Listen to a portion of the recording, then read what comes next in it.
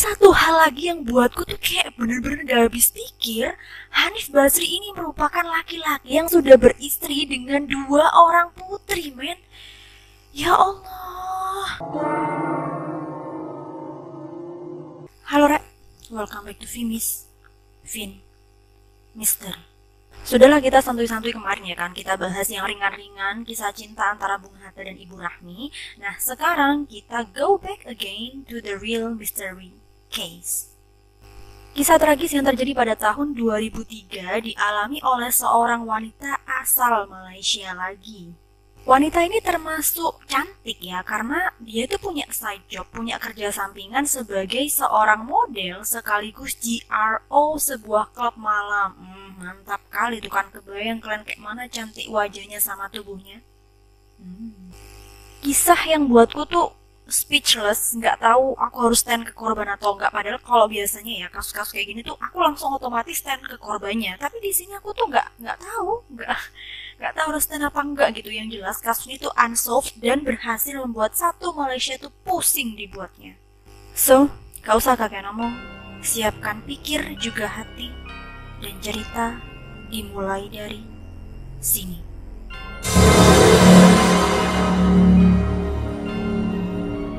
Norita Samsudin, seorang wanita berusia 22 tahun yang merupakan lulusan dari salah satu kampus terbaik yang ada di Malaysia. Hebatnya nih, sudahnya dia lulus, dia tuh langsung diterima bekerja di salah satu perusahaan ternama sebagai General Executive, jadi semacam officernya gitu. Keren banget kan ya, dia baru lulus dan bersarjana bisa mendapatkan posisi tinggi di sebuah perusahaan. Selain bekerja sebagai General Executive, Norita ini masih punya kerja sampingan. Jadi kayak kerja di kantor tuh main jobnya dia. Dia masih punya side job, yaitu menjadi seorang model sekaligus GRO atau Guest Room Officer di sebuah klub malam. Jadi punya 3 kerjaan tuh dia. Di sini aku nggak mau ngomongin kerja di klub malam itu negatif atau positif. Yang jelas dari kita melihat Norita itu ngelakuin 3 pekerjaan sekaligus, kita bisa tahu bahwa selain cantik dan punya fisik bagus, Norita Samsudin ini merupakan seorang wanita pekerja keras ya kan. 3 pekerjaan dilakuin sekaligus, gila kali ya.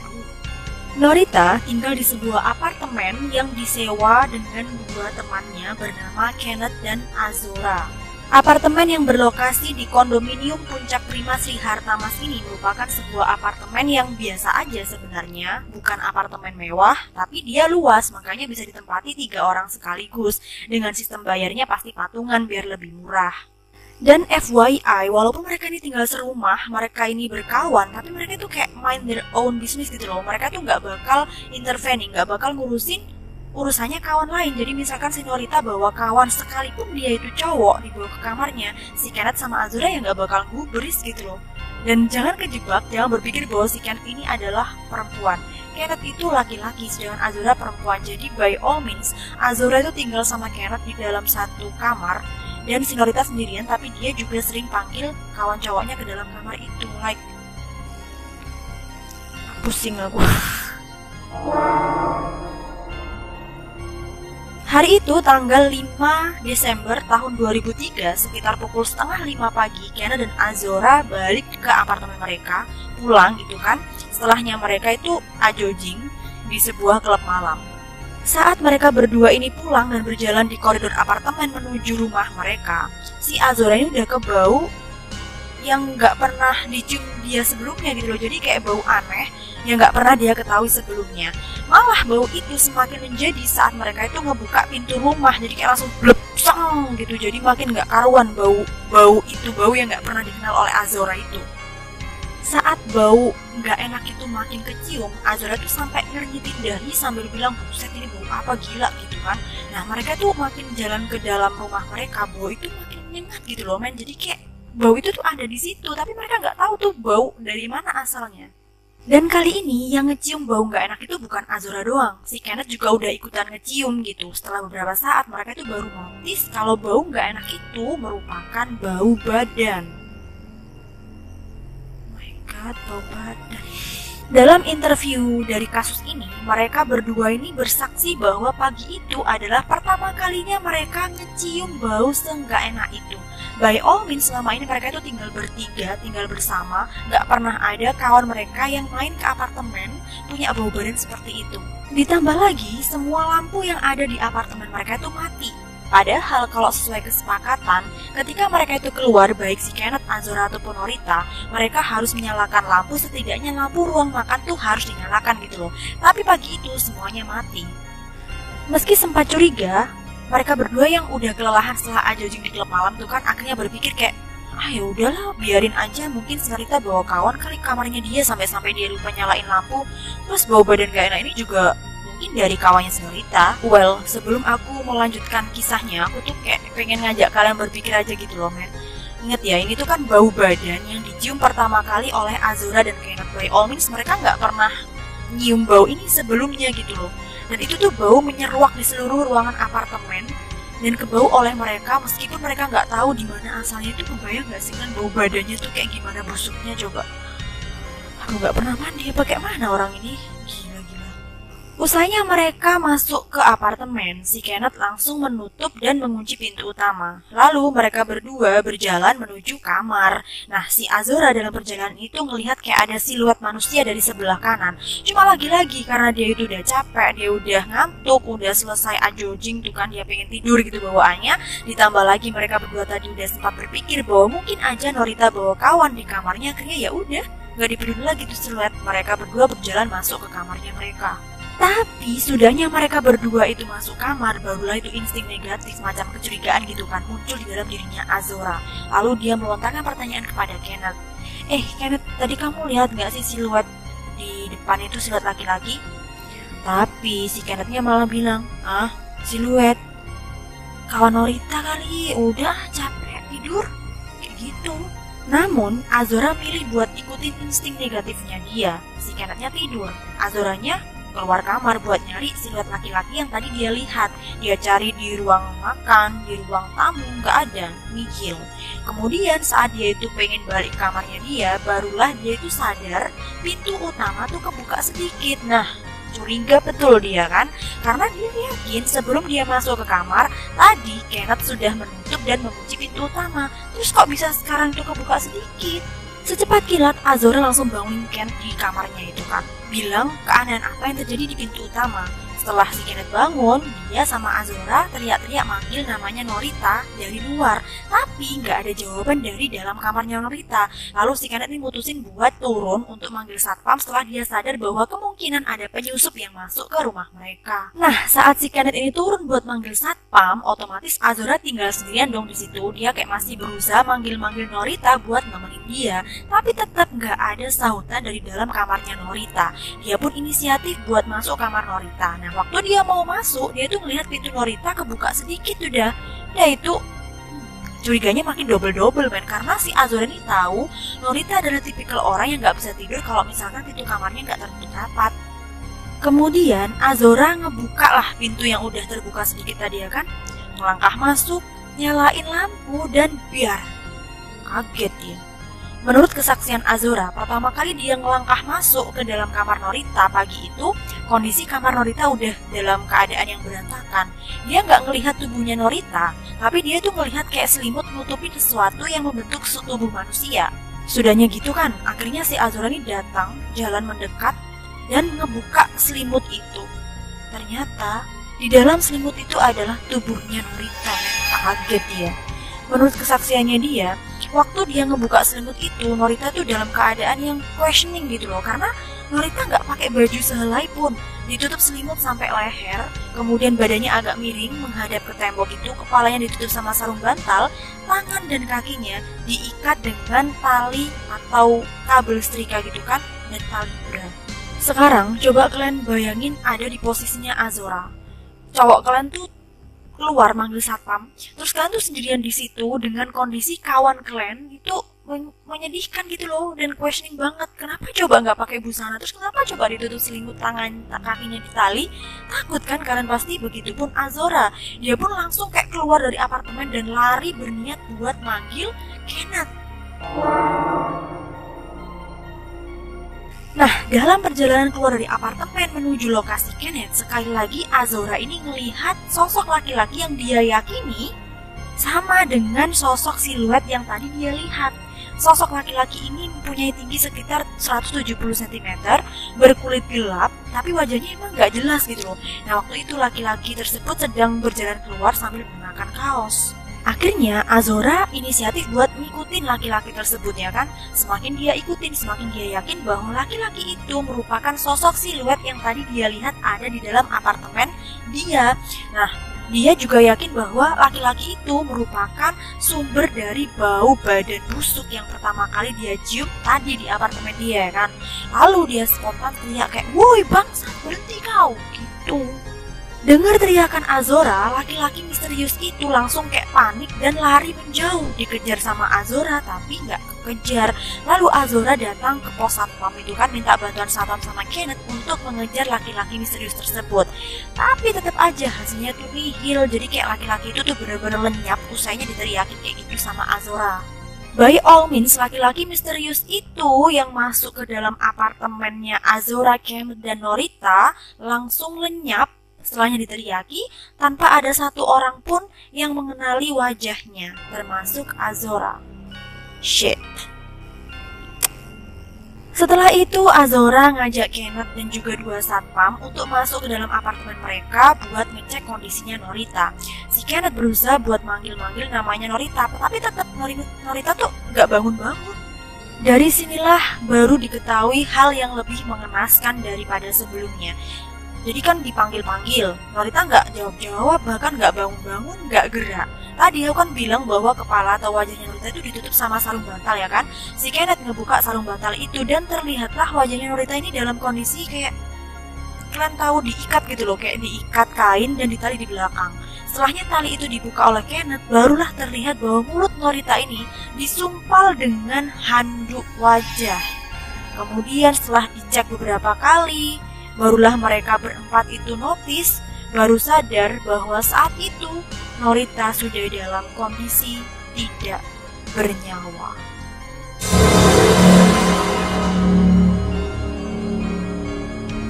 Polisi pun dipanggil dan pada pukul 6 pagi mereka tiba di lokasi. Seketika rumah mereka bertiga dijadikan TKP pembunuhan oleh kepolisian setempat.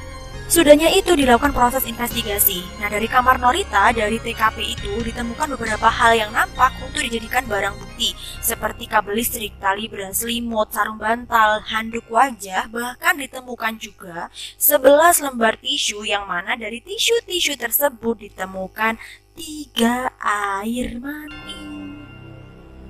1 air mani milik Norita.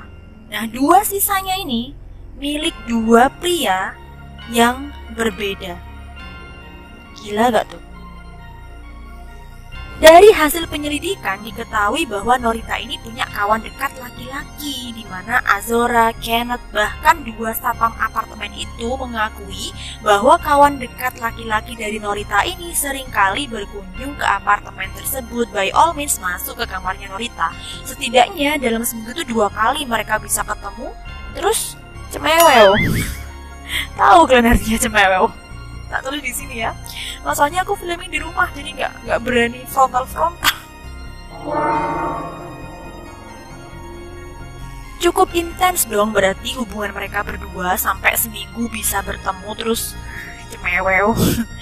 Laki-laki itu bernama Hanif Basri, seorang India Muslim yang berprofesi sebagai pengusaha sukses, masih berusia 33 tahun. Mereka berdua ini sebenarnya baru 3 minggu kenalan, men.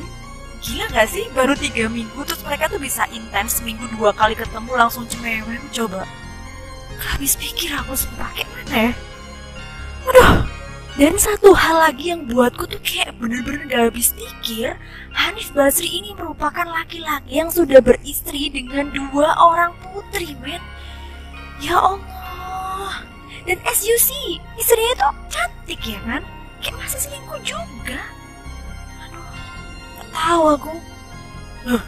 Sebelum ku lanjut nih ya, semua teman-teman yang nonton sampai menit ini masih ingat gak ya? Di awal aku tuh kan udah bilang kalau aku gak tahu, aku harus stand ke korban atau enggak. Bahkan bisa dikatakan aku nggak bisa stand ke korban, karena jujur dalam diri aku saat ceritain itu aku masih blaming korban gitu ya.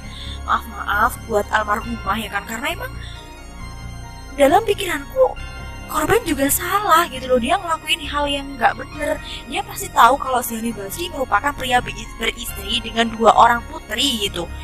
Cemana bisa dia itu begituan sama si Hanif yang udah beristri sama punya anak. Kayak nggak bisa mikirin perasaan keluarganya ya nggak sih? Apalagi pekerjaan si Norita ini bukan PSK gitu loh. Pekerjaannya terhormat, dia kerja di kantor, dia kerja sebagai model. Masih mau juga diajak begituan, diajak selingkuh sama si Hanif ya kan, gak habis pikir aku. Udah ya, kita lanjutin. Urusan judgement itu urusan Tuhan, bukan hak aku gitu kan. Walaupun aku sendiri memiliki pendapat bahwa apa yang dilakukan oleh Norita semasa dia hidup ya nggak bener, bahkan salah total, salah kaprah gitu. Dia mau diajak selingkuh sama pria yang udah beristri. Tapi ya udahlah ya, kita lanjut aja ke case-nya. Selama berhari-hari, polisi memusatkan perhatian mereka untuk mencari keberadaan Hanif. So by all means, Hanif ini sempat menjadi buron gitu loh ya kawan-kawan. Tapi tak disangka, setelah beberapa hari kemudian, tiba-tiba Hanif itu datang ke kantor polisi pada pukul 4 sore untuk menyerahkan dirinya. Meskipun dikatakan hampir semua kecurigaan petugas polisi itu meruncing kepada Hanif, tapi tetap Hanif datang bukan untuk mengakui perbuatannya. Dia menyangkal semua tuduhan polisi terhadapnya. Dia datang untuk membantu kepolisian memecahkan kasus pembunuhan terhadap Norita Samsudin. Hanif hanya menjelaskan apa yang dilakukannya bersama Norita pada malam itu. Dia mengakui bahwa malam itu memang dia datang ke apartemen Norita sekitar pukul 1 pagi. Dia ketemu sama Norita, mereka berdua cemeweo ya kan. Setelahnya itu Hanif pergi. Nah dia nggak bisa menjelaskan kejadian apa selanjutnya karena emang dia nggak ada di lokasi.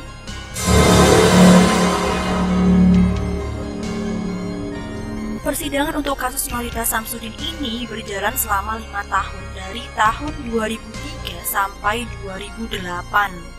Terdakwa sudah ada di tangan polisi, sudah ada di pengadilan, ditambah alibi Hanif di malam pembunuhan Norita itu nggak jelas, ditambah lagi dengan ditemukannya air mani Hanif di TKP, tak ayal membuat jaksa itu semakin percaya diri untuk menuntut Hanif dan menyatakan bahwa Hanif lah yang bersalah atas kasus pembunuhan Norita Samsudin. Para jaksa juga menggunakan kesaksian satpam apartemen untuk mendakwa Hanif, di mana satpam itu mengatakan bahwa malam kejadian mereka itu melihat Hanif masuk bersama Norita sekitar pukul 1 pagi ke dalam apartemen, tapi mereka nggak melihat Hanif keluar. Selain itu, ada satu hal yang membuat jaksa itu semakin percaya diri untuk menuntut Hanif di pengadilan, karena faktanya sebelum Hanif itu datang ke kantor polisi untuk menyerahkan diri, Hanif sudah mencukur habis rambutnya dan memotong kukunya. Di pengadilan dengan tegas jaksa itu menjelaskan bahwa perilaku Hanif tersebut terlepas dari apapun alasan dia menunjukkan bahwa ada tendensi Hanif berusaha menghilangkan barang bukti atau petunjuk yang bisa ditelusuri dari rambut dan kukunya. Walau begitu, ternyata persidangan tidak bisa langsung dimenangkan oleh jaksa karena ternyata 2 saksi yang dimiliki oleh jaksa, 2 satpam apartemen itu belibet sama kesaksiannya sendiri. Awalnya mereka yakin bahwa mereka memang melihat Hanif masuk sekitar pukul 1 pagi ke dalam apartemen bersama Norita. Terus mereka itu nggak melihat Hanif keluar, tapi ternyata mereka itu kayak bingung sendiri gitu loh akhirnya. Mereka kayak nggak yakin benar-benar melihat Hanif apa enggak malam itu. Mereka juga nggak yakin apakah mereka yang ketiduran atau emang gimana, mereka nggak yakin. Jadi kayak mana bisa saksi yang nggak yakin sama kesaksiannya sendiri bisa dipercaya oleh pengadilan ya kan. Akhirnya kesaksian mereka diragukan. Ditambah lagi kesaksian dari 2 kawan Norita yang bener-bener kayak attack perlawanan dari jaksa. Jadi dengan tegas di dalam persidangan itu, Azora dan Kenneth itu menjelaskan bahwa memang mereka mengenal Hanif, mengenal ya nggak mengenal dekat, tapi memang kenal, dan bersaksi bahwa Hanif seringkali main ke apartemen mereka lalu cemeweh sama Norita. Cuma walaupun malam itu mereka nggak ada di apartemen sebab mereka berdua itu clubbing ya kan, tapi mereka itu yakin bahwa pria misterius yang menyusup ke dalam apartemen mereka dan melakukan hal bejat tersebut kepada Norita itu bukan Hanif. Apalagi bau badan busuk yang dicium oleh Azora dan Kenneth pagi itu tuh bukan bau badan Hanif. Mereka berdua bersaksi itu bukan bau badan Hanif. Jadi macam dah berat sebelah itu kan keadaannya. Kayak terduga kuatnya Hanif, tapi malah ada 2 saksi kunci yang ada di TKP pagi itu menyatakan bahwa Hanif tidak bersalah. Finally, setelah dipenjara beberapa saat, Hanif pun dibebaskan dan dinyatakan tidak bersalah atas kasus pembunuhan terhadap Norita Samsudin. Walau keadaannya saat itu hampir semua masyarakat Malaysia itu protes, kayak mana bisa Hanif itu dibebaskan, dia adalah orang yang paling mencurigakan, A, B, C, D, dan lain sebagainya. Tapi tetap, bagi lembaga peradilan yang bertugas, ini merupakan keputusan paling tepat yang bisa diambil oleh mereka. Sebab perlu diketahui dan diingat bahwa hukuman itu baru bisa diberikan ketika ada bukti. Bukti sendiri dibagi menjadi dua, ada bukti valid dan bukti pemicu kecurigaan. Nah, alasan kenapa Hanif dibebaskan itu karena bukti-bukti ditemukan hanyalah sebatas bukti pemicu kecurigaan, gak ada bukti validnya. Yang pertama, kesaksian dari 2 satpam apartemen. Walaupun awalnya mereka tuh kayak yakin banget ngelihat Hanif masuk dan mereka nggak ngelihat Hanif tuh keluar apartemen, tapi akhirnya mereka ragu sendiri sama kesaksian yang mereka berikan. Sedangkan Hanif itu berulang kali dengan tegas tetap mengatakan bahwa memang malam itu dia datang lalu cemewo, tapi setelahnya cemewo dia pergi dari apartemen dan nggak tahu kejadian apa selanjutnya. So pasti bukti ini atau kesaksian ini hanya mengarah kepada kecurigaan, bukan bukti valid. Yang kedua, tes DNA membuktikan bahwa Hanif cemewew dengan Norita malam itu, ya kan? Dan ini juga dibenarkan oleh Hanif, dia mengakui juga. Namun selain air mani Hanif, ditemukan juga air mani dari laki-laki yang gak diketahui identitasnya, sehingga dapat disimpulkan bahwa belum ada kepastian Hanif merupakan laki-laki terakhir yang berhubungan dengan Norita. Masih ada laki-laki misterius yang lain. Makanya bukti ini dikatakan sebagai bukti yang mengarah kepada kecurigaan, bukan bukti valid. Selain 2 hal tersebut, masih ada 4 alasan lain yang menyebabkan Hanif itu dinyatakan tidak bersalah dan dibebaskan dari kasus pembunuhan Norita Samsudin. Pertama, kesaksian dari 2 satpam apartemen yang tidak dapat dipertanggungjawabkan. Kedua, adanya bau badan dari pria misterius yang dicium oleh Azora dan Kenneth sebagai saksi kunci di pagi hari kejadian. Ketiga, tidak ada bukti valid dan saksi yang bisa menunjukkan bahwa Hanif merupakan pria terakhir yang cemewew dengan Norita. Kemudian yang keempat, ditemukannya DNA laki-laki lain di TKP.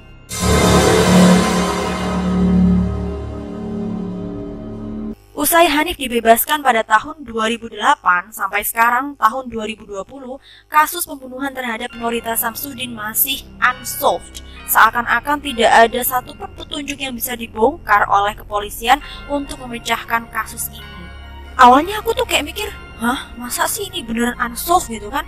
Masa sih nggak ada satupun bukti yang bisa dibongkar? Masa bener-bener nggak ditemukan sidik jari pelaku di TKP gitu kan? Makanya aku kayak langsung riset lagi dan aku menemukan beberapa hal yang janggal.